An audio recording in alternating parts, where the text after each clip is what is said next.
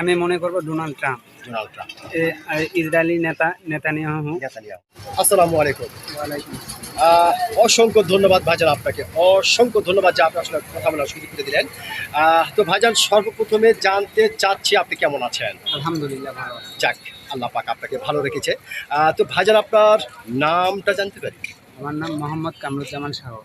মোহাম্মদ কামরুজ্জামান সাগর, সুন্দর একটি নাম আপনার ভাইজান, অত্যন্ত চমৎকার একটি নাম আপনার। তবে ভাইজান, একটি কথা বলতেই আমি বাধ্য হচ্ছি, সেটা হচ্ছে আপনার নাম শুনে এবং আপনাকে সামনাসামনি দেখে যেটা বোঝা যাচ্ছে, আপনি প্রচণ্ড একটি সাহসী মানুষ। সত্যি ভাইজান, আপনি যে সত্যি একজন সাহসী মানুষ সেটা কিন্তু আপনাকে দেখেই বোঝা যাচ্ছে। তো ভাইজান, যেহেতু আপনি একজন সচেতন মানুষ এবং একজন সাহসী মানুষ, সেই ক্ষেত্রে এই বিষয়টা আপনার কাছ থেকে জানতে চাচ্ছি যে ইরানে হামলা এবং ইরানের ধর্মীয় সর্বোচ্চ নেতা আয়াতুল্লাহ আলী খামেনি নিহত হওয়া এবং ইরানের শত্রু পক্ষকে পাল্টা জবাব দেওয়াতে শুরু হয়ে গেল তৃতীয় বিশ্বযুদ্ধ। তো এই তৃতীয় বিশ্বযুদ্ধকে অনেক মানুষ বলছে এটা বিশ্বযুদ্ধ নয়, এটা বিশ্ব মরণ যুদ্ধ। আবার অনেকেই বলছে এই পৃথিবীর বুকে ছোটোখাটো একটা কিয়ামত ঘটে যাবে। আবার অনেকেই বলছে এই পৃথিবীতে মানব সম্পদের ভয়ঙ্কর থেকে ভয়ঙ্কর ক্ষতিগ্রস্ত হয়ে যাবে। তো ভাইজান, এই যে পাপিষ্ট কাজ করছে এবং এই যে এই মানব সম্পদকে যে এত ক্ষতিগ্রস্ত করছে, এই শয়তান বা এই পাপিষ্ট আপনি কাকে মনে করতেছেন?